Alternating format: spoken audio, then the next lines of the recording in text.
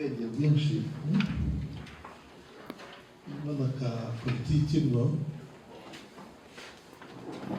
biragaragara ko banakurikire ko umuntu akoresheje ijambo ngo restitution cyangwa repatriation n'akayumba avuga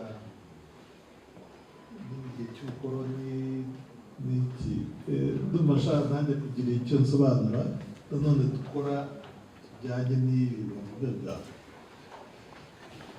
buriya ingoro z'umurage zacu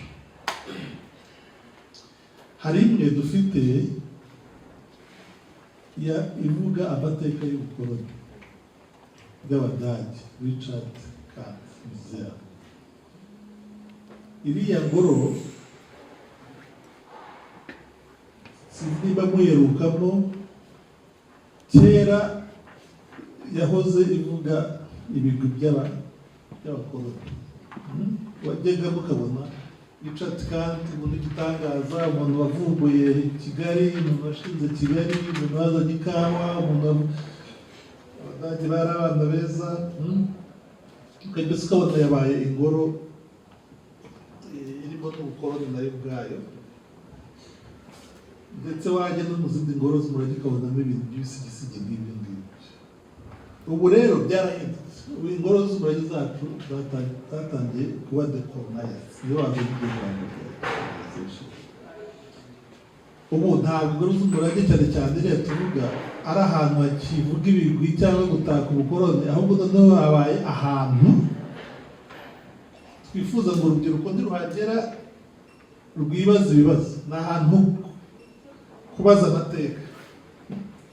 Nimba ubonye ikarita buriya mu ngoro ndangamurage yitiriwe Richard Kandt harimo ikarita nini buriya dukoresha nabwo umurage uri mu mashusho urimo hariya imwe mu ishusho cyangwa mu ifoto abantu ikurura abantu cyane ni ahantu abayobozi b'abazungu bari bicaye mu nama i Berlin barimo kugabagabana Afurika barimo gutera imbere.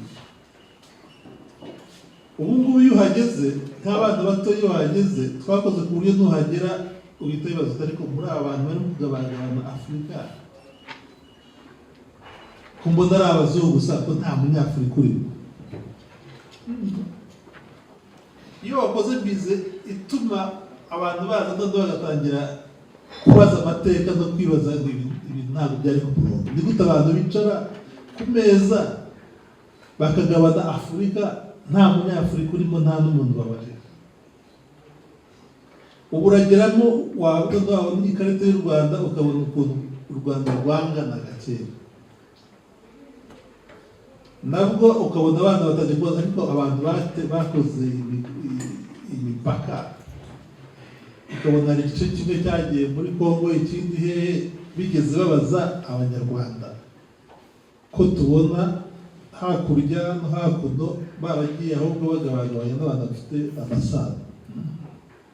Icyo ni cyo cyitwa decolonization. Decolonization ni ukuvuga ngo ibyashyizweho n'abazungu urubyiruko ubu ngubu rwatangiye gutangira kwibaza ngo hari harimo ikibazo. Ibyo rero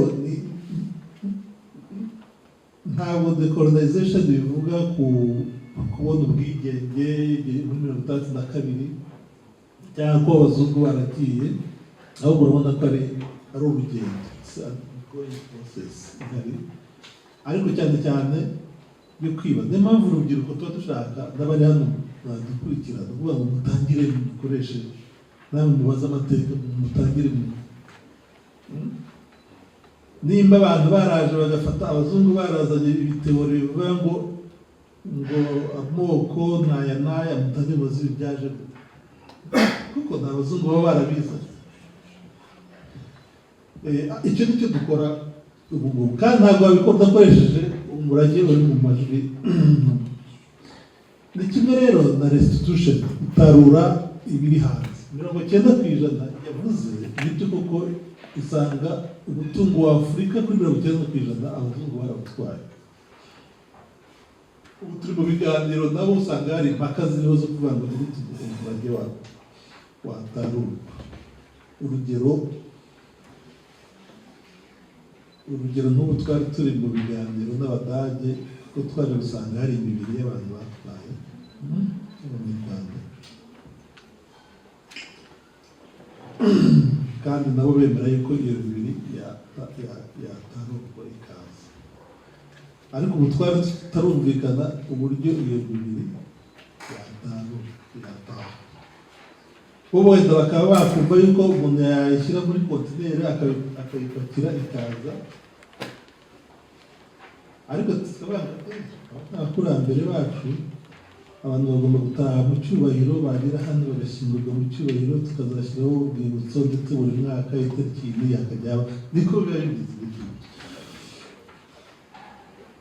Ni ibyo ngibyo rero. Ubwo mutugiye iki kibazo muvuga, u Rwanda rwakubititse Kagame, u Rwanda rwakubitse kabiri igihe cy'ubukoloni kuri Afurika, yarakubititse ibintu byacu biri hanze cyane, none n'igihe cya jenoside byabo ni Kayumba babivuga. Yavuga ngo habaho campaign yo kujya gushakisha abo bantu. Icyo turimo gukora ibijyanye n'ubukoloni, nagira ngo nsubize yuko nyine ibyo turimo gukora urumva ko biri mu nzira. Hari uburyo Afurika n'u Rwanda rurimo turimo kuganira n'ibihugu, twebwe tuba tuvuga Ububiligi cyane n'Ubudage. Ibiganiro birahari. Abanyarwanda bagiye hanze bafite amakuru, abenshi buriya keretse abakoze jenoside, ariko ubundi abandi bagiye, abatarapfuye abenshi buriya barapfuye, bari bafite amakuru, abandi bamaze gutaha. Buriya abasigaye hanze ni babandi batagaye. Abo rero ntabwo nibwira ko haba kujya kubegera, ahubwo ngabo sinigera ko hari amakuru akiri hanze, abantu bajyanye hanze tutarabona, kuko ibyinshi ubu ngubu bimaze tumaze kugira amakuru ahagije. Ariko cyane cyane nashaka kuvuga ibirimo gukorwa bijyanye n'ibyagiye hanze. No mu mafoto dufite hano muza kubona, buriya amenshi ari mu byo baduhaye. Indirimbo nka Elisha yamaze iminsi akora ubushakashatsi ku ndirimbo, amajwi nyinshi ubonye ko waje hano, ariko ibyinshi buriya nibyo twatangiye bivuye mu mahanga. Buriya abantu bakoze iriya filime mbarankuru bagiye babaza abantu bafite ubuhamya, buriya nayo bamenye bari kubaza kubabwira uburyo waje hano ukahavana amakuru kugira ngo nawe utari uzi ko ahari. Buriya ni amakuru menshi twavanye hanze. Murakoze.